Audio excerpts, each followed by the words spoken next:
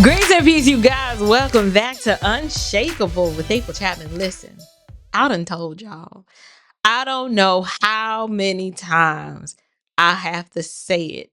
And it seems as if the more I say it, the more I'm proven to be true. Y'all already know.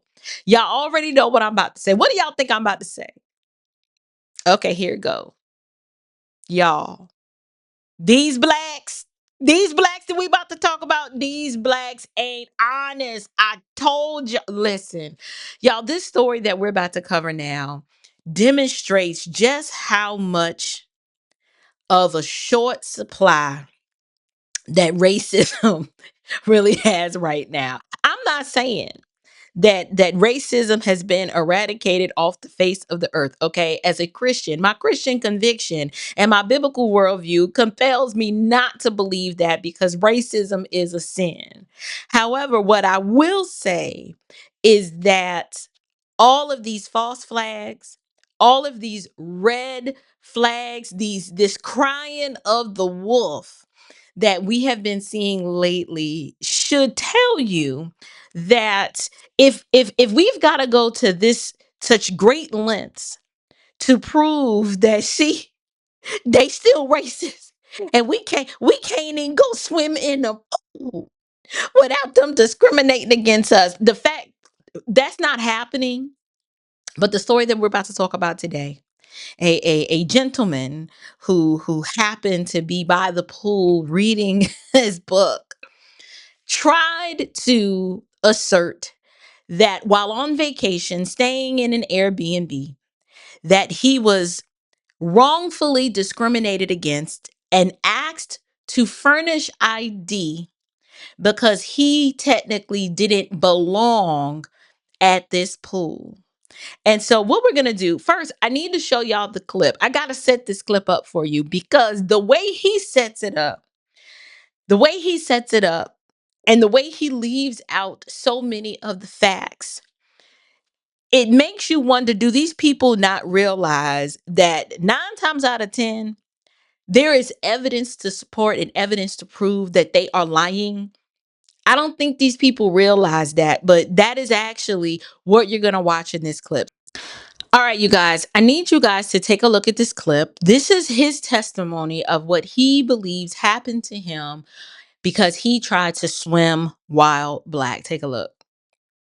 This. So I'm sitting out here with the pool with my children. I'm the only black man out here.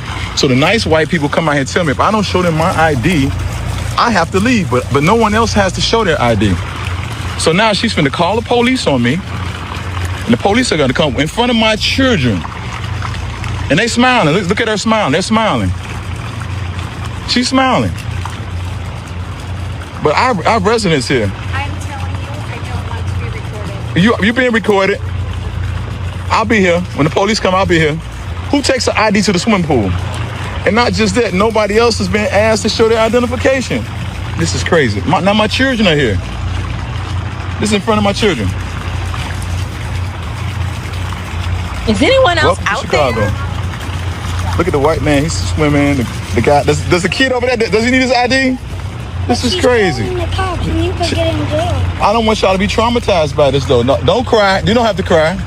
So have a seat, Kingston. They want you to go in jail. They're not gonna put me in jail. Hey, peace and blessings, y'all. We were fortunate. We made it back to Atlanta.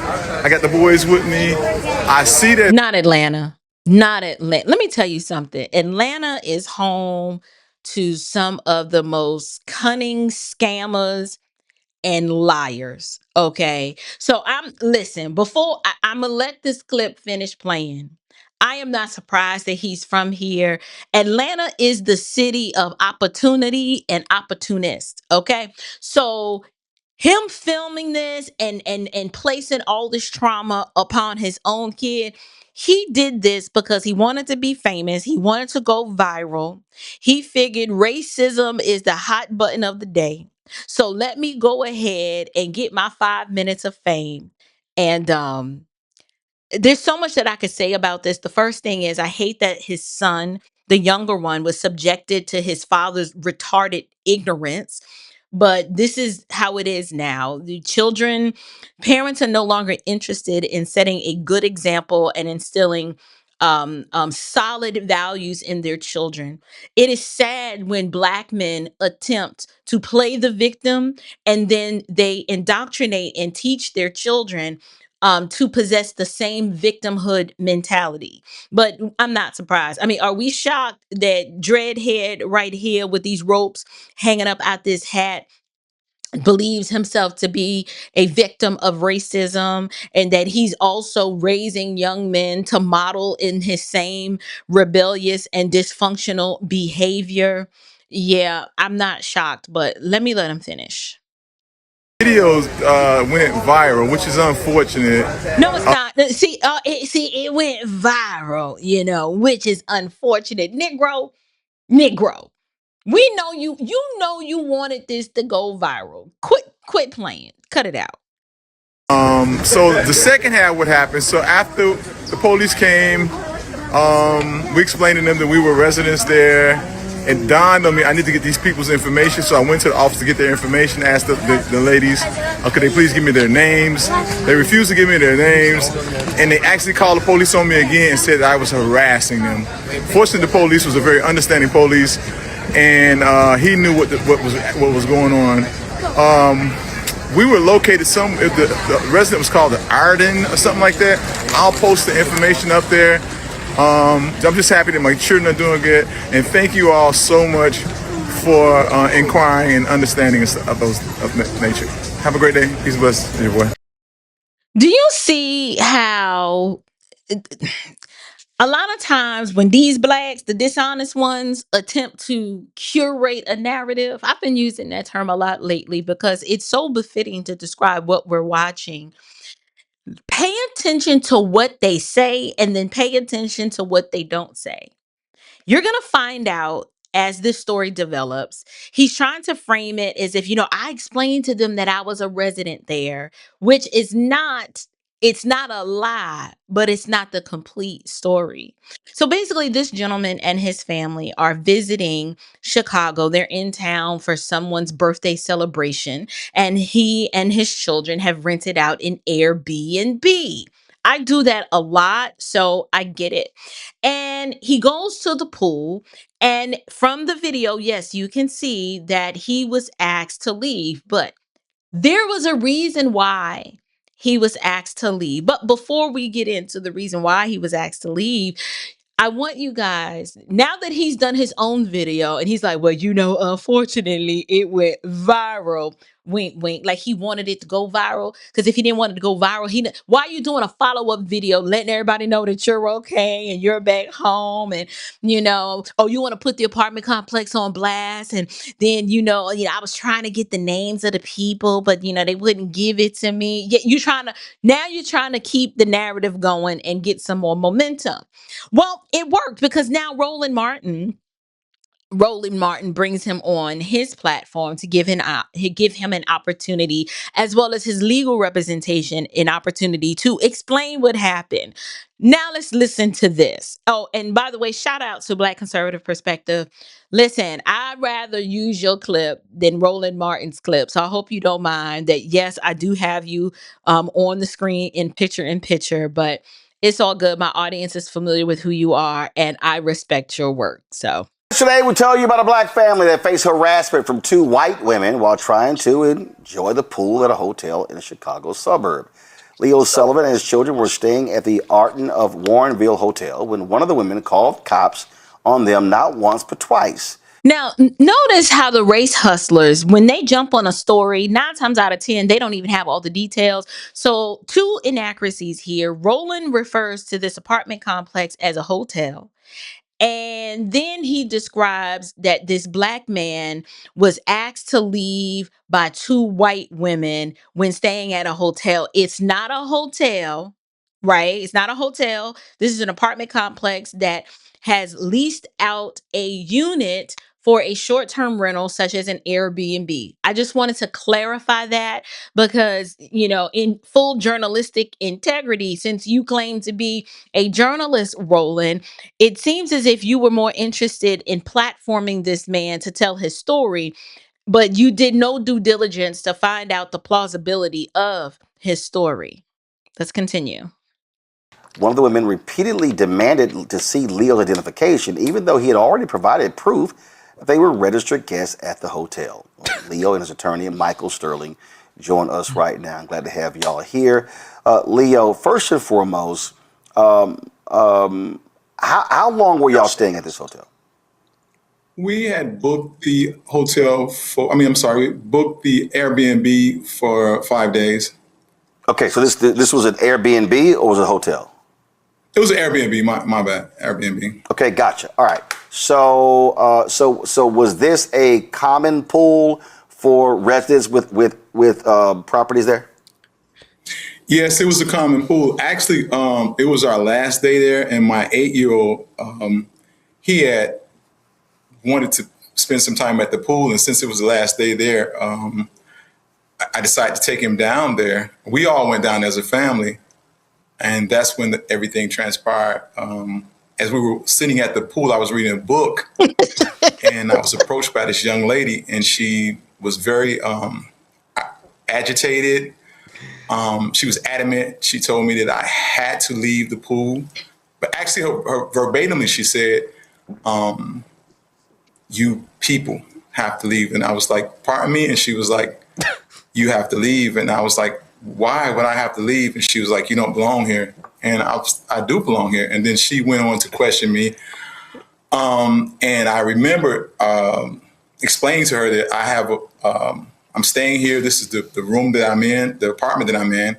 I showed her my keys, and she had if you look at the film, the young lady has a piece of paper, and she looked on a piece of paper and she saw that I actually were a resident there. I was living there for those 5 days, and she just stormed off, and I went back to reading my book.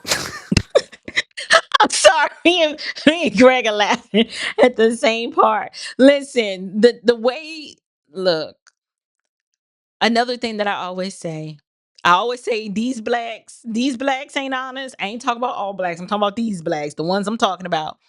And then it's the chronic victim can never be trusted. Y'all, you cannot trust chronic victims. People who walk around looking for opportunities to be a victim, you cannot trust them.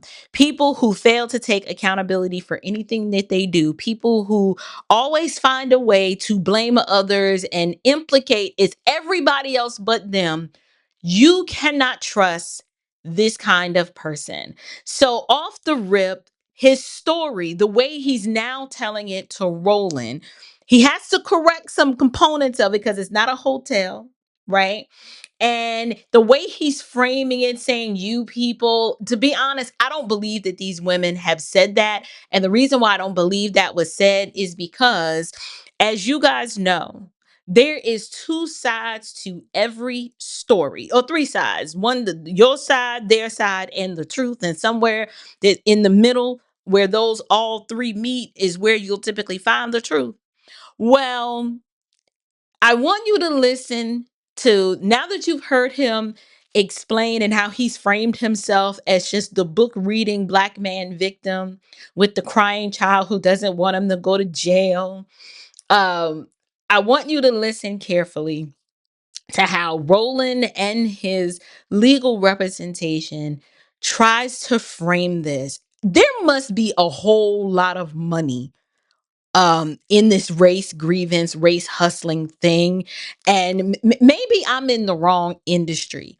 Maybe, it's obvious crying racism demands a premium price, because why do we keep covering stories where chronic victims are crying racism, and then when the facts come out, we learn and discover that it wasn't racism at all, and in fact that they are lying? Well, that's essentially what's going to happen in this case. Let's take a look. We're halfway through. And the next thing I know, she came with this other female, and she was very agitated, and she just said, "You have to leave."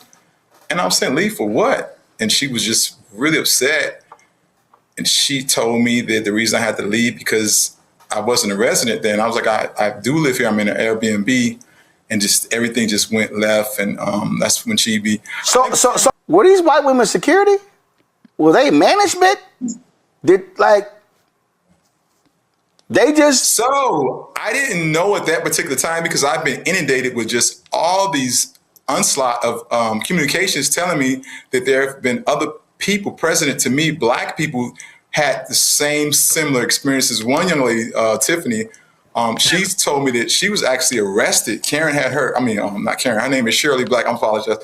She was arrested by her, and it's a normalcy actually for her to actually call the police. The police are accustomed to coming there and dealing with situations when she reports these incidents to black. We're gonna talk. Okay, so Greg, I would, I don't want to steal Greg's content or his commentary, but Greg is right. We're about to hear.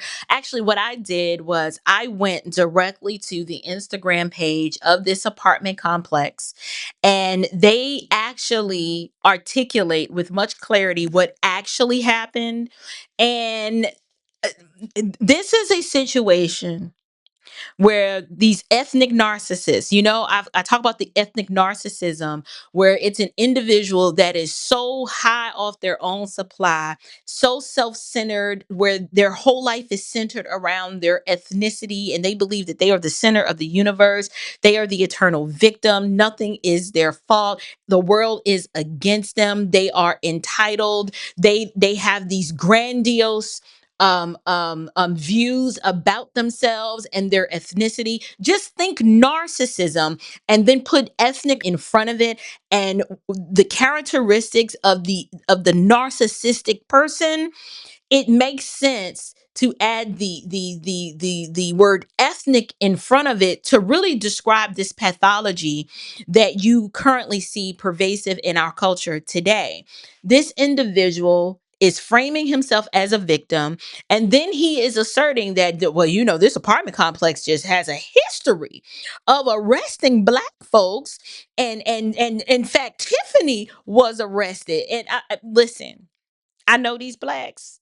Okay, I've been around you guys my whole life. This is a situation where there's a level of entitlement that comes along with these people, and they really do not believe that the rules apply to them. And what happens is, because they believe that the rules don't apply to them, they become indignant, incensed, just emotionally unregulated when you ask them to submit to basic rules and regulations that everybody else has to submit to.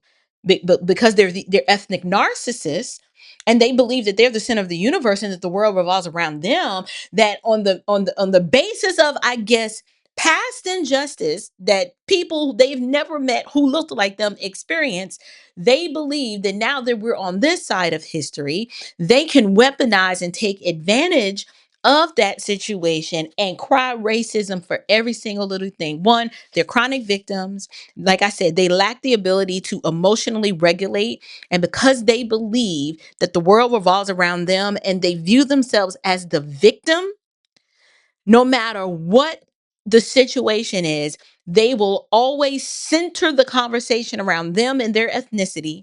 And it's always going to be white people are the problem. But in reality, just like with the narcissist, the one in the mirror, the ethnic narcissist, typically the black person with all of this black entitlement, right?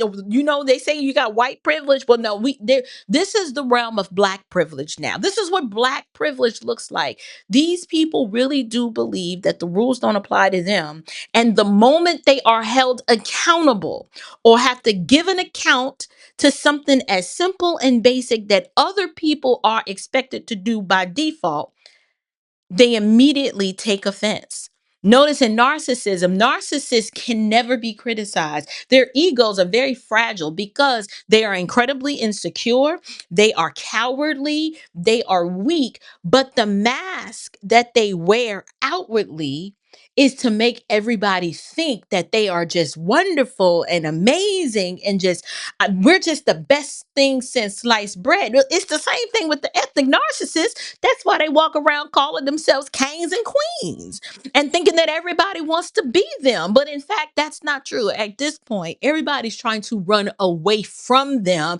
And people like me, my kind of blacks, the American Negro, we're trying to actually separate and distance ourselves from these individuals. So here's what I want to do now. I want to show you guys, this is the Instagram page of the apartment complex, who first put out a public statement and said this: "We are deeply upset about the extensive misinformation." So basically, these ninjas is lying, right? Misinformation is politically correct code for these ninjas is lying. Okay. And yes, I said is lying. Misinformation being shared on social media about our company and the doxing of our innocent employees. Good for you, Arden Collection. Good for you for standing up for your employees and not bowing the knee to these black, these Jerome Crow Negroes who believe that they can bully and subjugate their way into power. They need to be held accountable. And I don't believe that you need to be apologizing when you've done nothing wrong. More importantly, you should back up your employees. Anyway, it says our company has a long history of serving diverse communities, and we proudly employ individuals of many racial and ethnic backgrounds. We do not condone or tolerate discrimination of any kind, and to falsely portray this incident as discrimination is reckless and harmful to our tenants and our community. Listen, these blacks are not going to stop until they're held accountable. I am glad that y'all released this statement, but these people need to be held civilly liable for the defamation and the harm that they cause to businesses and individuals alike, all because they want 5 minutes of fame and they want to be famous and they want to cry wolf and cry racism where none exists. But let me continue. Prior to Mr. Leo Sullivan's stay, here they go, they're setting it up. He acknowledged the requirement to obtain a pool pass at the front desk before entering the pool area. See slides. We're going to see the slides. So basically, Leo admits that, hey, I acknowledge that in order for us to stay here, this Airbnb, they require you have to obtain a pool pass because you're not a resident, you are a guest. You are temporarily staying here. So if you want to use the pool, fine, no problem with that. But you need to get a pool pass. Well, Leo acknowledges that he understands that requirement. The closed caption television footage shows that he and four other unrelated individuals at the pool were all asked to show an ID or their pool pass as required to ensure security for our tenants and guests. So basically, this apartment complex is like, look, we don't give a darn who you are. Our first loyalty is to protect the safety of our residents and their guests. So, therefore, you are not special. You are going to be subject to the same line of questioning as anyone else. You either show your ID or furnish your pool pass. Plain and simple. It says our employee simply followed established property policies that are applied equally to all residents and guests. So to answer your question, Roland Martin, and really Roland, listen, with the way we know your booty is set up, you need to just be quiet. Okay? You asking if these white women were a part of security, it is their job. It is their job to effectively hold residents and their guests accountable and to ensure that unauthorized individuals who don't belong there, you got to show an ID or a pool pass. Let's continue. Since Mr. Sullivan never checked in with the front desk upon his arrival, as he agreed to do, never obtained a pool pass, falsely identified himself as a tenant, and never provided ID when politely asked, staff had no way to identify him as a guest, so authorities were called to help resolve the situation. So wait a minute, Leo. You acknowledge that to stay there, if you wanted to use the pool, you need a pool pass. You agreed to this, but for whatever reason, because you probably showed up late in the middle of the night, You never got and went to the front desk to even get your friggin' pool pass. So it would make sense that on the last day, the baby probably been saying, Dad, I want to go to the pool. Dad, I want to go to the pool. Dad, I want to go to the pool. And who knows, maybe he was smoking weed or playing video games or didn't want to prioritize the fun time of the kid. You wait till the last day to finally take him to the pool. And you didn't want to comply because I guess getting a pool pass or showing your ID, I don't know, it's too much like right. Those are rules. And they're ethnic narcissists because they believe they are superior and that the rules don't apply to them. I ain't getting me no pool pass and I ain't bringing no ID. We going to the pool, right? So he goes to the pool. Unfortunately, instead of easily resolving the matter, Mr. Sullivan chose to escalate the situation. Remember, they always have to flip the script, gaslight, and then project. This is what narcissists do. So the ethnic narcissist functions the same way. He falsely portrayed the incident on social media because they love attention. The ethnic narcissist always wants to be the center of attention. The more the merrier. The more you affirm them in their foolishness, they love it. They live for the approval and the applause of others because they are so empty on the inside. They don't have the ability to emotionally regulate themselves. So they look outward for their emotional regulation. Miscategorize our staff and now has put lives in danger. We treated Mr. Sullivan with respect and professionalism as we do all tenants and guests, and will always maintain a welcoming and safe environment for all. Uh-oh, y'all, these are the receipts. These are the receipts that they furnished to demonstrate from Leo that they sent him a welcome message, right? We're excited to welcome you here. A day before your arrival, we're going to give you your check in info. If you're planning, Leo, to use the pool during your stay, what do you have to do, Leo? You've got to provide us with the first and last names of all the adult guests.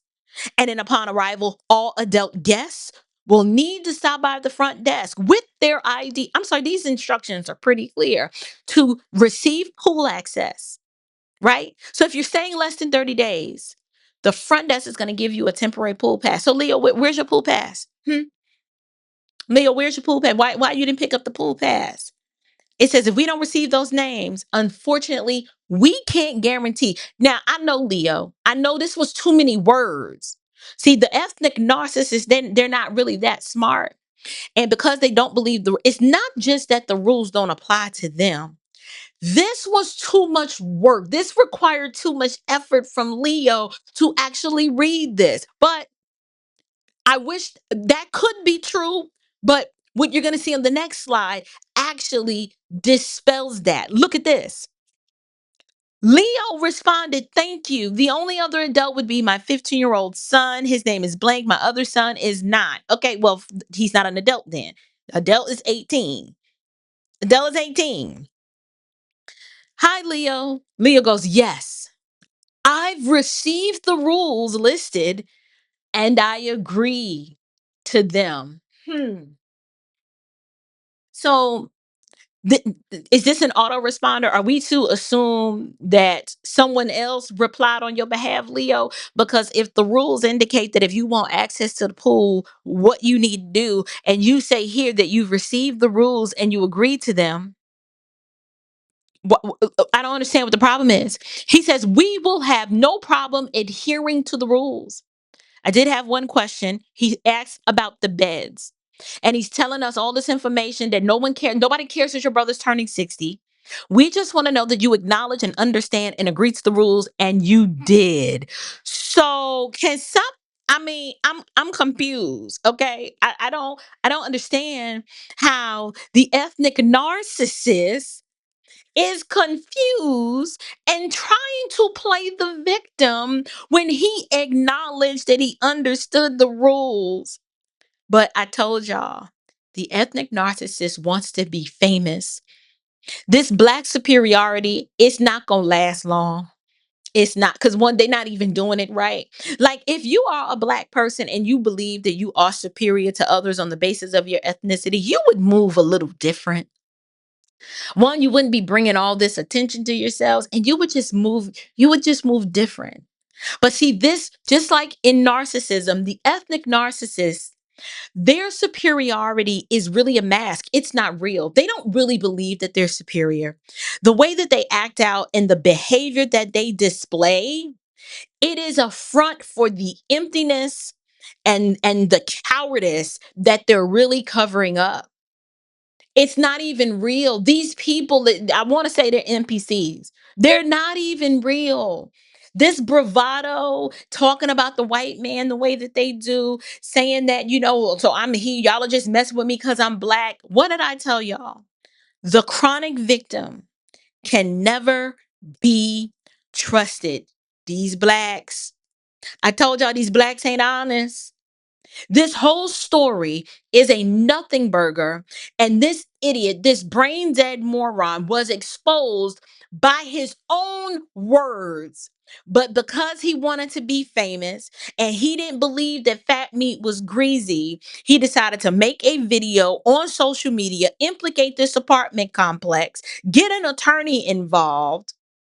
The whole time when he already acknowledged that he was supposed to stop by the front desk, which he failed to do, get a pool pass, which he did not have, and then tried to go to the pool on the last day and had the nerve to be offended when asked to furnish ID or said pool pass that he acknowledged that he understood the rules thereof.